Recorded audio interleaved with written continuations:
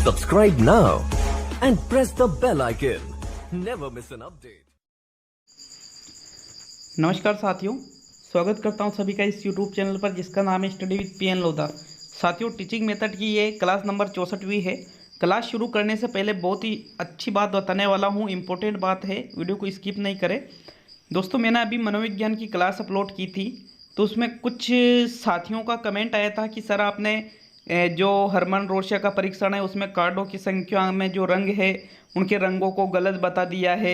आपने जो मुरे मार्गन का परीक्षण है उसमें कार्डों की संख्या गलत बता दी है। 31 मैंने बताए हैं, पहले 30 बताई थी, फिर वीडियो के लास्ट में बताया था कि किस प्रकार 31 कार्ड हो जाते हैं। 31 कार्ड ही उसमें मान्य है। दोस्तों, यहाँ पर रोशिया का जो शहीद अब्बा परीक्षण था उसमें मैंने आपको बता दिया था कि 5 कार्ड काले होते हैं, यहाँ पे 2 कार्ड काले और सफ़ेद होते हैं, 3 कार्ड रंगीन होते हैं। इस प्रकार से दोस्तों ये जो मैं तथ्य प्रस्तुत करता हूँ ये कोई ऐसा थोड़ी है कि एक रजिस्टर या एक किताब या मार्केट में चलने वाली किताबों से ही मैं आपको पढ़ा रहा हूँ। अरे ऐसा नहीं है भाई, मार्केट की किताबों से रीट लगाओगे क्या एग्ज़ाम में? मैं कह रहा हूँ ना आपसे कि अगर मैं जो पढ़ा रहा हूँ उसको सही नहीं माना गया तो मेरी गारंटी है मैं उसको सही करवा दूंगा। आप इस चीज़ पे विश्वास ही नहीं करते हो यार। मतलब कुछ तो मैं सोच के, इतना बड़ा प्लेटफॉर्म मेरे पास है, मैं ऐसे ऐसे कुछ भी पढ़ा रहा हूँ क्या? ऐसे थोड़ी है गूगल पे, ऐसा नहीं है भाई। ऑथेंटिक किताबों में से जिस पे रीट लगाई जाती है उन किताबों में लिखा हुआ है, आप उसको गलत बता रहे हो यार। नहीं, उसमें भी कुछ गलतियाँ होती है लेकिन हर किताबों में एक तरह की थोड़ी गलतियाँ होती है। मैं एक किताब में से थोड़ी पढ़ाता हूँ कि एक किताब में से पढ़ा दिया, ऐसा नहीं है। विश्वास कीजिए आप इस चीज़ को। मैंने मतलब मैं आपको यूँ नहीं ऐसा फील नहीं करवाना चाहता कि यार हमें कुछ नहीं आता या फिर हमें गलत पढ़ रखा है, मैं ऐसा नहीं बता रहा हूँ। लेकिन मैं यूँ कह रहा हूँ कि जो मैं पढ़ा रहा हूँ वो गलत नहीं है, ठीक है? गलत नहीं है। अगर कोई गलती मुझसे होती है मैं उसको एक्सेप्ट करता हूँ। शुरू करते हैं साथियों क्लास को। उद्देश्यों का वर्गीकरण आज पढ़ने वाले हैं। मित्रों, उद्देश्यों का सर्वश्रेष्ठ वर्गीकरण अमेरिका के शिकागो विश्वविद्यालय के प्रोफेसर B.S. ब्लूम ने किया था। किसने किया था? B.S. ब्लूम। B.S. ब्लूम का पूरा नाम है बेंजामिन ब्लूम। तो मित्रों, अगर डायरेक्टली प्रश्न आता है कि उद्देश्यों का सर्वश्रेष्ठ वर्गीकरण किसके द्वारा प्रस्तुत किया गया, वहाँ पर आपका एक फिक्स आंसर रहेगा B.S. ब्लूम के द्वारा उद्देश्यों का सर्वश्रेष्ठ वर्गीकरण प्रस्तुत किया गया था। इन्होंने एक पुस्तक लिखी थी, टेक्सोनॉमी ऑफ एजुकेशन ऑब्जेक्टिव। ठीक है, क्या नाम है पुस्तक का? Taxonomy of education objective. इस पुस्तक में इन्होंने 3H के आधार पर उद्देश्यों के 3 प्रकार बताए। अब देखो 3H की जो अवधारणा दी गई है, 3H की अवधारणा B.S. ब्लूम के द्वारा दी गई है। ये भी एग्जाम में प्रश्न आ सकता है कि 3H की अवधारणा किसने दी है? B.S. ब्लूम ने। 3H का मतलब क्या होता है? हेड, हार्ट और हैंड। हेड का मतलब ज्ञान से होता है, हार्ट का मतलब भाव से होता है और हैंड का मतलब क्रिया से होता है। मतलब ज्ञानात्मक, भावात्मक और क्रियात्मक 3 भागों में, 3 भागों के आधार पर इन्होंने उद्देश्यों का वर्गीकरण किया है। तो चलिए देख लेते हैं कि कौन कौन सा वर्गीकरण इनके द्वारा किया गया है। मित्रों, ब्लूम ने 3 भागों में वर्गीकरण किया है और उनके कुछ साथी भी इसमें शामिल थे। तो पहला तो कहलाता है ज्ञानात्मक उद्देश्य, दूसरे कहलाते हैं भावात्मक उद्देश्य और तीसरे कहलाते हैं क्रियात्मक उद्देश्य। जो ज्ञानात्मक उद्देश्य हैं उसको हेड कहा जाता है, जो भावात्मक उद्देश्य उसको हार्ट कहा जाता है और जो क्रियात्मक उद्देश्य उसको हैंड कहा जाता है। मित्रों, ज्ञानात्मक उद्देश्य यहाँ पर 6 बताए गए हैं, भावात्मक उद्देश्य भी 6 बताए गए हैं और क्रियात्मक उद्देश्य भी 6 बताए गए हैं। जो ज्ञानात्मक उद्देश्य बताए हैं ये B.S. ब्लूम के द्वारा बताए गए 1956 में।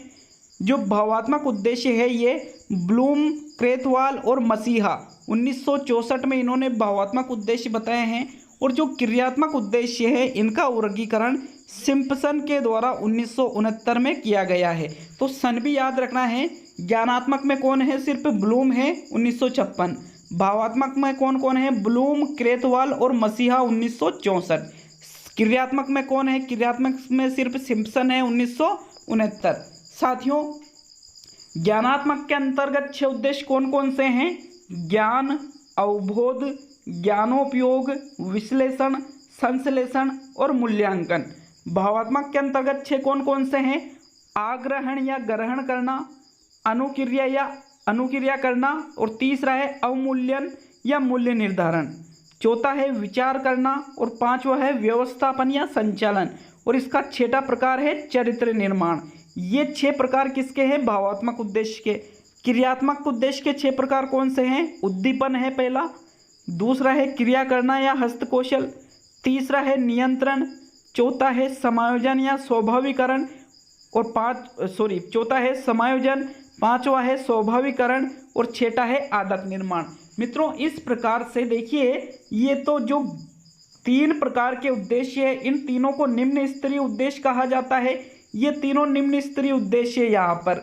फिर जो चौथा पांचवा उद्देश्य है वो मध्य स्तरीय उद्देश्य कहलाएगा सभी के अंतर्गत, और जो छठा उद्देश्य है उसको कहा जाता है उच्च स्तरीय उद्देश्य। अगर प्रश्न आता है कि ज्ञानात्मक के निम्न स्तरीय उद्देश्य कौन कौन से हैं, तो आपका राइट आंसर रहेगा ज्ञान, अवबोध, ज्ञानोपयोग।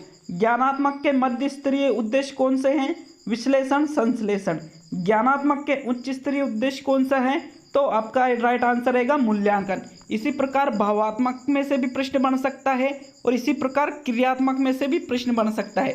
दोस्तों, इन चीज़ों को कोई पढ़ाता नहीं है, पहली चीज़ तो ये है, लेकिन आप इनको अच्छी तरह से पढ़िए। आपको याद रखना होगा कि ज्ञानात्मक में 6 हैं, 3 निम्न स्तरीय, 2 मध्य स्तरीय और 1 उच्च स्तरीय। उसी प्रकार भावात्मक में भी 6 है और क्रियात्मक में भी 6 है। ये भी याद रखना है कि भावात्मक का वर्गीकरण किसने किया, और ये भी याद रखना है कि क्रियात्मक का वर्गीकरण किसने और कब किया।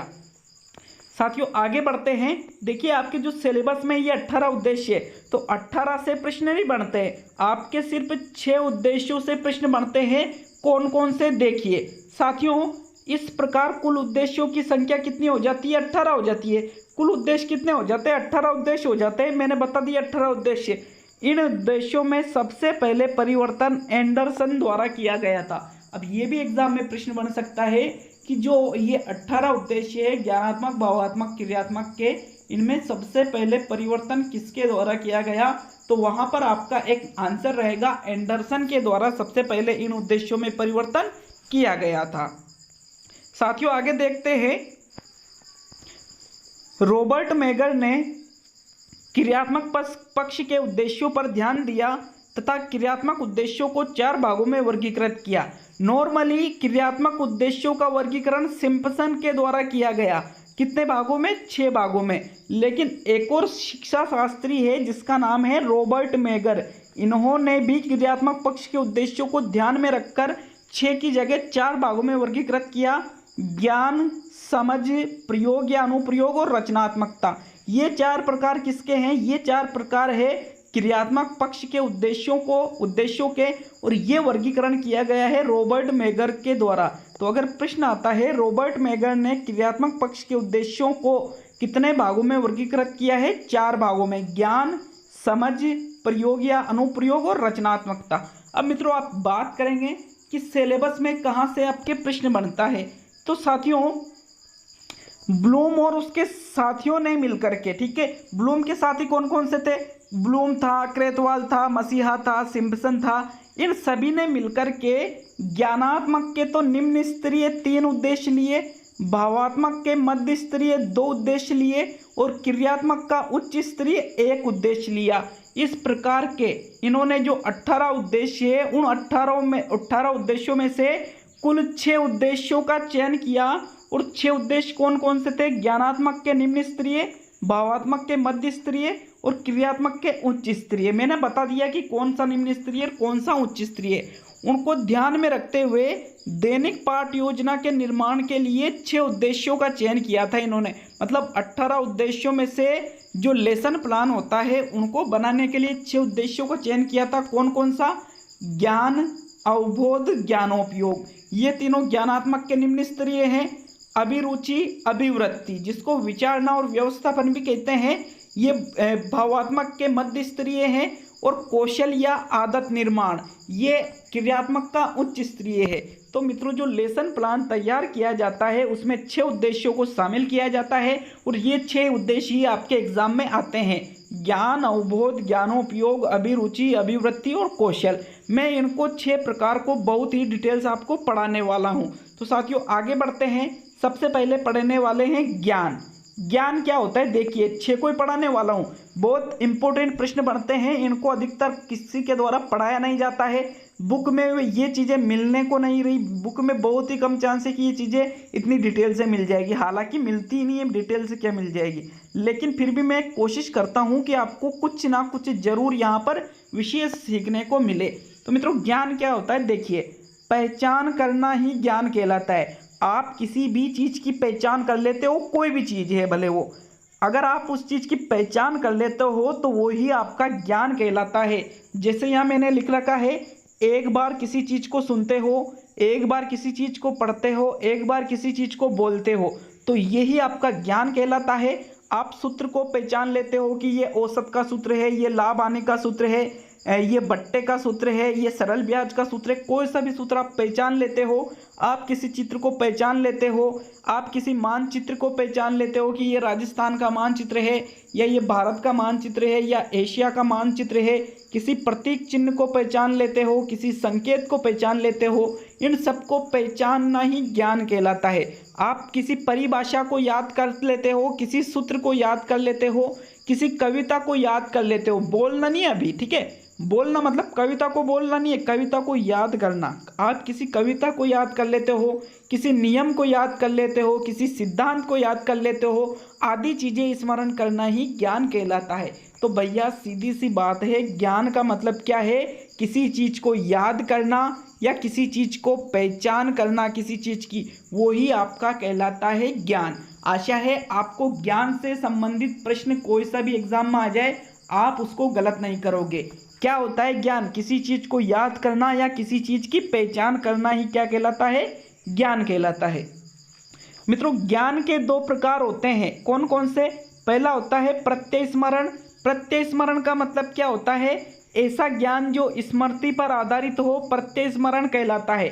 जो आपका दिमाग पर, आपकी स्मृति पर आधारित ज्ञान हो, उसको ही प्रत्यय स्मरण कहते हैं। जैसे यहाँ पे आपसे कोई प्रश्न पूछता है कि किंडरगार्टन विधि के जनक कौन है, तो आपका आंसर क्या रहेगा कि सर किंडरगार्टन विधि के जनक तो फ्रोबेल है। तो यह आपका कहलाता है ज्ञान, और ज्ञान में इसको किसके अंतर्गत शामिल रखेंगे, प्रत्यय स्मरण के आधार पर। हम आपसे पूछते हैं कि भारत की राजधानी क्या है, तो आपका आंसर रहेगा दिल्ली।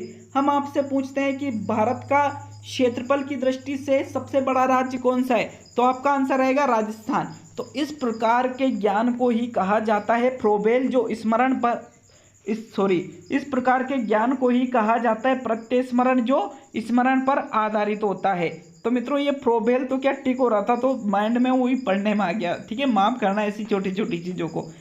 आगे देखते हैं प्रत्यभिज्ञान। प्रत्यभिज्ञान क्या होता है, ऐसा ज्ञान जो देखने पर आधारित हो, प्रत्यभिज्ञान कहलाता है। कोई चीज़ यदि देख करके उत्तर आप दे सकते हो, ठीक है, किसी चीज़ का आप देख करके उत्तर दे सकते हो, तो उसको ही कहा जाता है प्रत्यभिज्ञान। जैसे मनुष्य के कितने कान होते हैं, तो आपका आंसर रहेगा 2। गाय के कितनी टांगे होती है, तो आपका आंसर रहेगा 4। हमारे कितने हाथ होते हैं, तो आपका आंसर रहेगा 2। मतलब जो चीज़ें देख करके जिसका उत्तर दे सकते हैं उसको ही कहा जाता है प्रत्यभिज्ञान।